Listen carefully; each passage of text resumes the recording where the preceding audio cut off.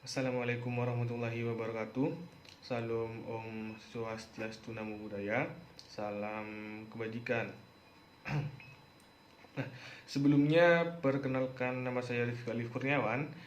Saya merupakan mahasiswa dari Fakultas Hukum Universitas Trunojoyo Madura. Nah, pada kesempatan kali ini di sini saya akan membahas mengenai pengadilan hubungan industrial. Nah, pembahasan mengenai pengadilan hubungan industrial ini tidak lain untuk memenuhi tugas UTS dari mata kuliah Hukum Praktek Peradilan Khusus. Nah, langsung saja pada pembahasan kita kali ini mengenai pengadilan hubungan industrial. Pertama, kita akan bahas apa sih pengadilan hubungan industrial itu. Nah, dalam pasal 55 Undang-Undang Nomor 2 Tahun 2004 tentang PPHI, pengadilan hubungan industrial ini merupakan pengadilan khusus yang berada pada lingkungan peradilan umum. Nah, pengadilan hubungan industrial tersebut dibentuk di lingkungan pengadilan negeri yang berwenang memeriksa, mengadili, dan memberi putusan terhadap perkara-perkara perselisihan hubungan industrial. Nah, sebelumnya terkait penyelesaian perselisihan hubungan industrial itu merupakan kewenangan dari Panitia Penyelesaian Perselisihan Perburuhan Daerah dan juga merupakan kewenangan dari Panitia Penyelesaian Perselisihan Perburuhan Pusat. Nah, hal tersebut itu berdasarkan Undang-Undang Nomor 12 Tahun 1964 dan Undang-Undang Nomor 22 Tahun 1957. Nah, kemudian dengan berlakunya Undang-Undang Nomor 2 Tahun 2004 tentang penyelesaian perselisihan hubungan industrial, perselisihan mengenai hubungan industrial itu menjadi kewenangan pengadilan hubungan industrial yang pelaksanaannya sempat ditangguhkan dengan Perpu nomor 1 tahun 2005, kemudian mulai berlaku efektif sejak tanggal 14 Januari tahun 2006. Nah, kemudian mengenai kedudukan pengadilan hubungan industrial.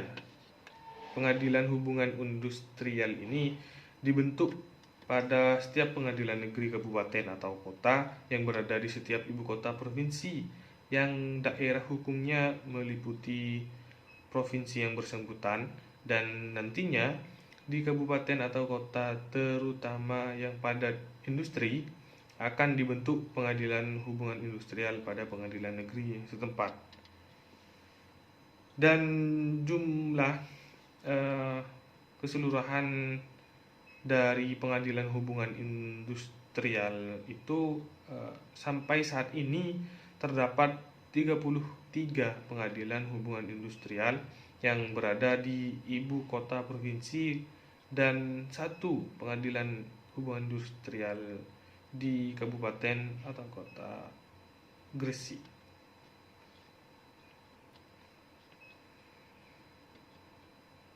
Selanjutnya,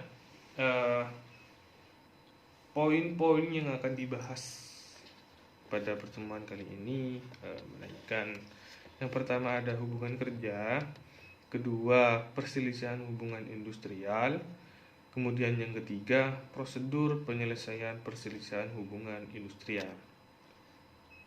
Nah, mengenai yang pertama, mengenai hubungan kerja, itu pengertiannya pertama, mengenai pengertian hubungan kerja adalah hubungan antara pengusaha dengan pekerja atau buruh berdasarkan perjanjian kerja yang mempunyai unsur pekerjaan, upah, dan perintah. Hal itu ditegaskan dalam pasal 1 angka 15 Undang-Undang Nomor 13 Tahun 2003.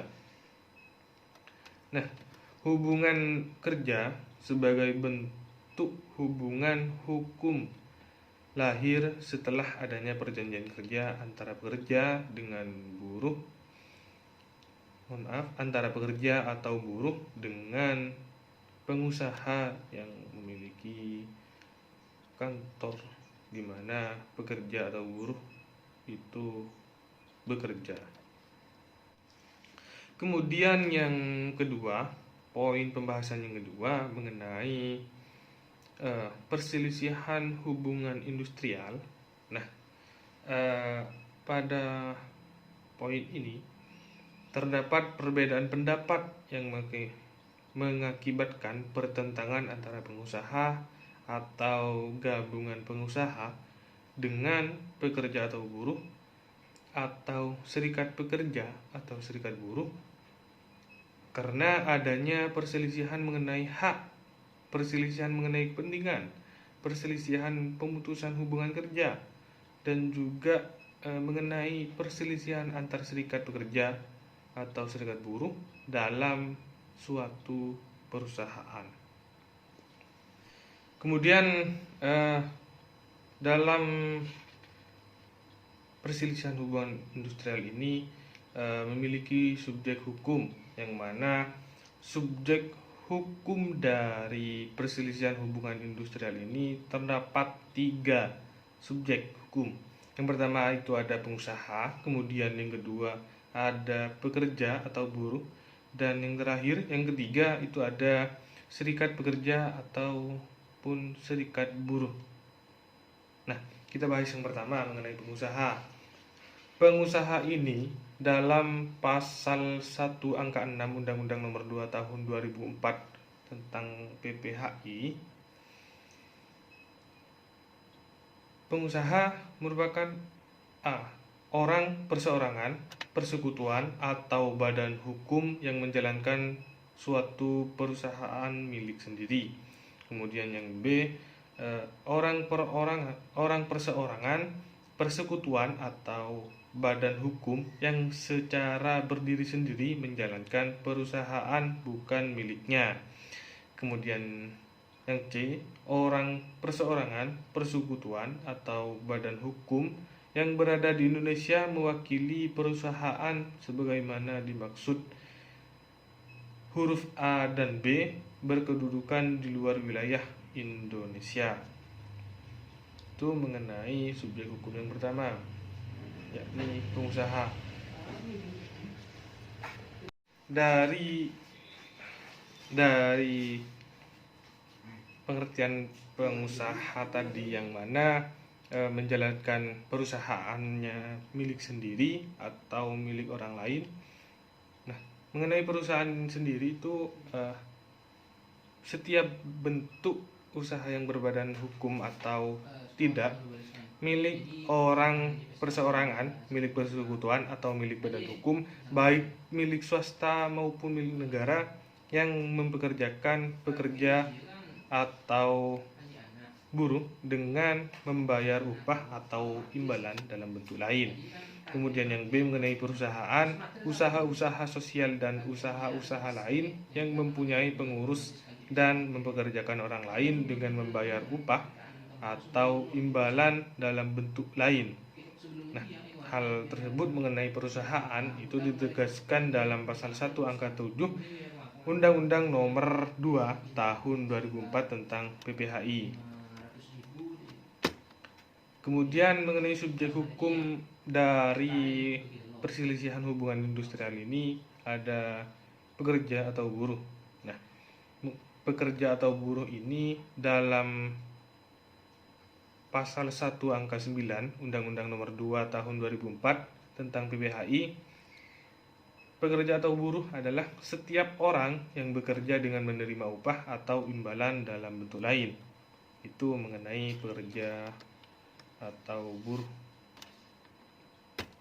Yang ketiga, subjek hukumnya terdapat serikat pekerja atau serikat buruh. Nah, dalam pasal 1 angka 8 Undang-Undang Nomor 2 Tahun 2004, serikat pekerja atau serikat buruh ini merupakan organisasi yang dibentuk dari, oleh, dan untuk buruh baik di perusahaan maupun di luar perusahaan yang bersifat bebas, terbuka, mandiri, demokratis, dan bertanggung jawab guna memperjuangkan, membela, serta melindungi hak dan kepentingan pekerja atau buruh, serta meningkatkan kesejahteraan pekerja atau buruh dan keluarganya. Selain subjek hukum dalam perselisihan hubungan industrial, dalam perselisihan hubungan industrial ini juga terdapat objek hukumnya, yang mana objek hukumnya ini terbagi menjadi 4 objek. Yang pertama ada perselisihan hak, kemudian yang kedua perselisihan kepentingan, dan yang ketiga perselisihan pemutusan hubungan kerja, serta yang terakhir terdapat perselisihan antara serikat pekerja atau serikat buruh. Yang pertama ada perselisihan hak mengenai objek dari perselisihan hubungan industrial, di mana perselisihan hak ini timbul karena tidak dipenuhinya hak akibat adanya perbedaan pelaksanaan atau penafsiran terhadap ketentuan tersebut. Itu terdapat antara lain, pertama ada peraturan perundang-undangan, kemudian yang kedua perjanjian kerja, terus ada peraturan perusahaan atau perjanjian kerjasama. Yang kedua mengenai perselisihan kepentingan. Nah, perselisihan kepentingan ini timbul dalam hubungan kerja karena tidak adanya kesesuaian pendapat mengenai pembuatan atau perubahan syarat-syarat kerja yang ditetapkan dalam, pertama perjanjian kerja, kedua peraturan perusahaan, kemudian yang terakhir ada perjanjian kerja bersama. Selanjutnya ada perselisihan pemutusan hubungan kerja atau PHK. Nah, PHK di sini timbul karena tidak adanya kesesuaian pendapat mengenai pengakhiran hubungan kerja yang dilakukan oleh salah satu pihak. Dan yang terakhir perselisihan antar serikat pekerja ataupun serikat buruh. Nah, dalam perselisihan antara serikat pekerja ataupun serikat buruh ini lain halnya dalam satu perusahaan karena tidak adanya persesuaian paham mengenai keanggotaan, pelaksanaan hak, dan juga kewajiban ke serikat pekerjaan. Nah, kemudian dalam perselisihan hubungan industrial ini terdapat juga mengenai prosedur penyelesaiannya, di mana penyelesaian perselisihan hubungan industrial ini dapat dilakukan dengan 2 cara. Yang pertama melalui cara di luar pengadilan hubungan industrial, kemudian yang kedua melalui proses beracara di pengadilan hubungan industrial. Nah, yang pertama mengenai penyelesaian di luar pengadilan hubungan industrial, ini pertama ada penyelesaian melalui bipartit. Penyelesaian melalui bipartit ini dilakukan dengan cara perundingan, yang mana perundingan bipartit adalah perundingan antara pekerja atau buruh atau serikat pekerja atau serikat buruh dengan pengusaha untuk menyelesaikan perselisihan hubungan industrial dalam satu perusahaan. Kemudian perselisihan hubungan industrial wajib diupayakan penyelesaian terlebih dahulu melalui perundingan bipartit secara musyawarah untuk mencapai mufakat. Kemudian penyelesaian perselisihan melalui bipartit harus diselesaikan paling lama 30 hari sejak tanggal perundingan.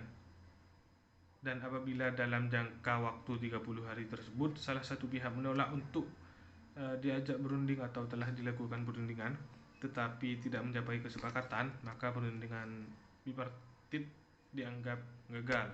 Hal tersebut ditegaskan dalam pasal 3 Undang-Undang Nomor 2 Tahun 2004 tentang BPHI. Kemudian penyelesaian secara tripartit. Pada dasarnya proses penyelesaian secara tripartit ini baru dapat dilaksanakan apabila upaya penyelesaian melalui perundingan bipartit telah dilaksanakan. Dalam penyelesaian secara tripartit ini terdapat yang pertama itu mediasi, kemudian yang kedua konsiliasi, dan yang ketiga itu ada arbitrase. Yang pertama, penyelesaian melalui mediasi dalam pasal 8 sampai pasal 16 Undang-Undang Nomor 2 Tahun 2004 tentang PPHI.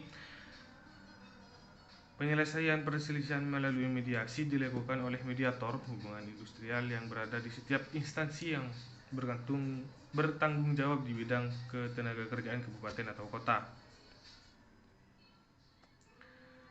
Mediasi dalam hubungan industrial ini merupakan upaya penyelesaian perselisihan hak, perselisihan kepentingan, perselisihan pemutusan hubungan kerja, dan perselisihan antar serikat pekerja atau serikat buruh hanya dalam satu perusahaan melalui musyawarah yang ditengahi oleh seorang atau lebih mediator yang netral. Nah, dalam penyelesaian mediasi ini, ketika telah dilakukan mediasi dan penyelesaian akhirnya atau pencapaian akhirnya itu sepakat, maka dibuat perjanjian bersama yang ditandatangani oleh para pihak dan disaksikan oleh mediator. Kemudian hasil perjanjian bersama tersebut didaftarkan di Pengadilan Hubungan Industrial di wilayah hukum pihak yang mengadakan perjanjian bersama untuk mendapatkan alat bukti pendaftaran. Kemudian ketika mediasi itu tidak mencapai kesepakatan, maka mediator mengeluarkan anjuran tertulis selambat-lambatnya 10 hari setelah sidang mediasi dilaksanakan, dan para pihak menyampaikan tanggapan atas anjuran tersebut selambat-lambatnya 10 hari setelah anjuran mediator diterima.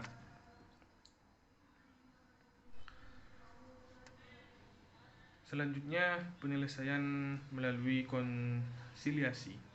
Nah, konsiliasi hubungan industrial yang selanjutnya disebut konsoliasi adalah upaya penyelesaian perselisihan kepentingan, perselisihan pemutusan hubungan kerja atau perselisihan antara serikat pekerja atau serikat buruh hanya dalam satu perusahaan melalui musyawarah yang ditengahi oleh seorang atau lebih konsiliator. Hal ini ditegaskan dalam pasal 1 angka 13 Undang-Undang Nomor 2 Tahun 2004. Dalam penyelesaian melalui konsiliasi ini dibantu oleh konsiliator dengan proses yang sudah diatur dalam Undang-Undang Nomor 2 Tahun 2004. Kemudian yang terakhir penyelesaian melalui arbitrase. Nah, arbitrase hubungan industrial yang selanjutnya disebut arbitrase adalah penyelesaian suatu perselisihan kepentingan dan perselisihan antar serikat pekerja atau serikat buruh hanya dalam satu perusahaan di luar pengadilan hubungan industrial melalui kesepakatan tertulis dari para pihak yang berselisih untuk menyerahkan penyelesaian perselisihan kepada arbiter dan putusannya mengikat bagi para pihak dan bersifat final. Hal itu ditegaskan dalam pasal 1 angka 15 Undang-Undang Nomor 2 Tahun 2004.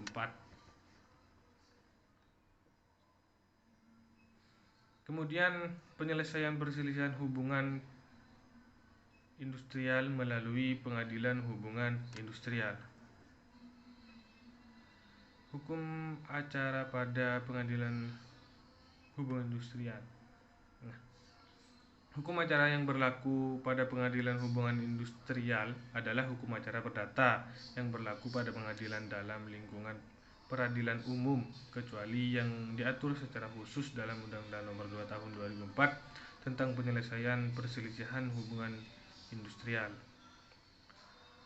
Kekhususan pengadilan hubungan industrial ini yang pertama meliputi kewenangan khusus dan terbatas. Kewenangan di tingkat pertama itu terdapat perselisihan hak dan juga perselisihan pemutusan hubungan kerja. Kemudian kewenangan khusus di tingkat pertama dan terakhir itu terdapat perselisihan kepentingan dan juga perselisihan antara serikat pekerja atau serikat buruh dalam satu perusahaan. Dalam pengadilan hubungan industrial ini adanya seorang hakim ad hoc. Nah, adanya hakim ad hoc ini dari unsur serikat pekerja atau serikat buruh dan organisasi pengusaha atau APindo di samping hakim karir. Susunan pengadilan hubungan industrial pada pengadilan negeri terdiri dari hakim, kemudian hakim ad hoc, kemudian ada panitera muda dan panitera pengganti. Dalam penyelesaian hubungan industrial ini melalui pengadilan, jangka waktunya majelis hakim wajib memberikan putusan penyelesaian perselisihan hubungan industrial dalam waktu selambat-lambatnya 50 hari kerja terhitung sejak sidang pertama. Hal itu ditegaskan dalam pasal 103 Undang-Undang Nomor 2 Tahun 2004. Artinya di sini jangka waktu penyelesaian dari perselisihan hubungan industrial itu paling lambat selama 50 hari kerja terhitung sejak sidang pertama. Nah, dalam penyelesaian ini, penyelesaian hubungan industrial melalui pengadilan ini terdapat juga seorang kuasa hukum, di mana serikat pekerja atau serikat buruh dan organisasi pengusaha dapat bertindak sebagai kuasa hukum untuk berbicara di pengadilan hubungan industrial untuk mewakili anggotanya. Untuk menjadi kuasa hukum itu harus memenuhi syarat pengurus SP atau SB untuk bisa menjadi seorang kuasa hukum. Kemudian ada mengenai pengajuan gugatan. Nah, surat gugatan ini diajukan sesuai dengan kompetensi pengadilan hubungan industrial pada pengadilan negeri yang daerah hukumnya meliputi tempat bekerja atau buruh di mana ia bekerja. Kemudian surat gugatan harus dilampiri dengan risalah penyelesaian melalui mediasi atau konsiliasi. Kemudian selanjutnya ada biaya perkara dalam pengadilan dalam penyelesaian perselisihan hubungan industrial melalui pengadilan ini. Dalam proses beracara di pengadilan hubungan industrial, pihak-pihak yang berperkara tidak dikenakan biaya termasuk biaya eksekusi bagi yang nilai gugatannya di bawah 150 juta rupiah. Hal itu ditegaskan dalam pasal 58 Undang-Undang Nomor 2 Tahun 2004.